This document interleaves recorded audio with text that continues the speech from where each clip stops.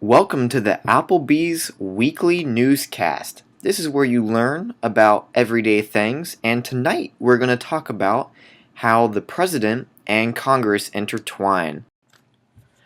The first point on tonight's episode is on the War Powers Act of 1973, and that was a major law that was adopted into the United States, and it really makes the Congress and President work together on something that used to mostly just be the President's ordeal, and you'll see that here. Okay, the War Powers Act of 1973 allows the President 60 days to mobilize troops, and then after 60 days it needs to be approved by Congress, it needs to be approved by Congress, and if they approve it, then he's good, he can stay there. But if they don't approve it, then he has 30 days to get them back, the troops back. The next point on the agenda is talking about how Congress has to approve the President's nominations for the Supreme Court. And you'll see that through this video clip here. Am I ready to talk now? Yeah. Okay, so I'm going to talk about how the President is responsible for nominating the Supreme Court judiciary and the judges, and that Congress is responsible for accepting or denying his nominations. This has to do with the President and Congress because Congress kind of checks the President. So being at Applebee's while doing this newscast, we always try to get as many people involved as possible. So when it comes to creating examples and going over things, we really try to bring the waiters and waitresses into this. And this time we asked them for an example, what a good example would be for a presidential agreement. And the waitress there, I don't know what she was drinking, but I think she was drinking something because she told us that we should act like we were calling a country and to set up some animal exchange, and it kind of went downhill from there. But I'll just roll the clip. I'm thinking about we should make an agreement for you to bring some kangaroos over here, and we'll mail some eagles to you. Yes, we'll UPS them. And turning that off, that started going downhill fast.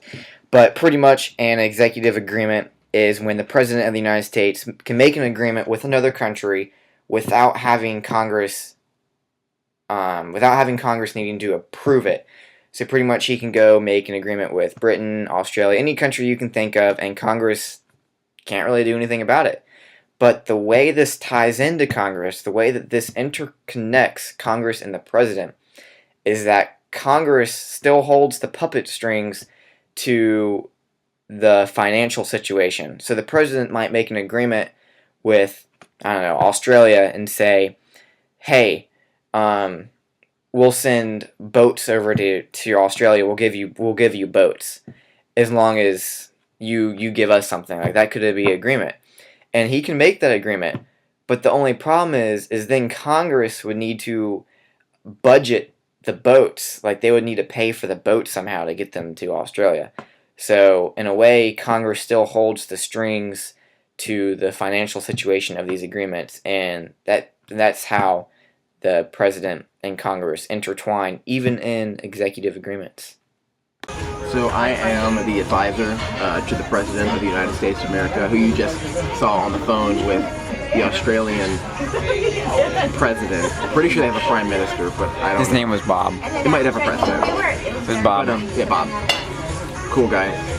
But basically, since all that's set up and everything, treaty's already been signed, we're good to go. We just need to work around Congress here now. And what we were thinking was we would just set up an executive order that allows kangaroos to reside here in the United States.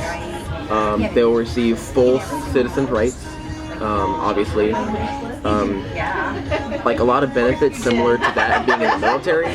They'll receive 5 to 10% discounts at most hardware stores.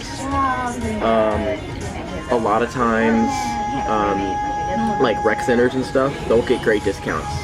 If a kangaroo wants to like play racquetball, like that's kangaroo's right. Okay, so at least for the next 4 years, kangaroos will be regarded as equals as they should be. And that example pretty much sums up executive orders. And just to add to that, executive order intertwines the president and Congress because even though it's an executive order that doesn't need to be approved by Congress, Congress can still deny it, even though that it's tough and it's kind of an indirect way. And the way they can deny or overturn an executive order would to be pass a bill that opposes the order. The problem with that is when they pass that bill to oppose the order, the president himself can veto that bill. And then if he does veto it, which I'm sure he would if that bill is against his order, like I don't know why he wouldn't veto it. So pretty much when he does veto it, Congress would then have to override that veto. And it's kind of a loop they can use to override it, but overall it would be tough to do, but it still kind of interconnects Congress and the president. Hello, it's me again, speaking on behalf of the president, here to say that nachos are now the American dish. And you know why it's important that I say so? Because it's being filmed right now.